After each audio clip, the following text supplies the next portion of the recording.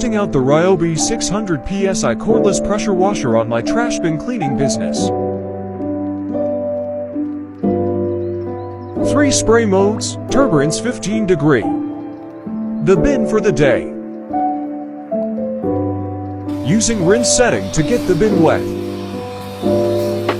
Switching to 15 degree setting.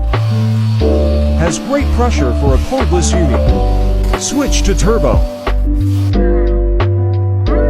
Using turbo on the inside. Now rinse setting. 15 degree setting for the bottom. Wipe it down dry. Some bin perfume. Overall a great unit for cleaning trash bins. Just need to carry a few extra batteries with you and you'll be good to clean for 6 bins.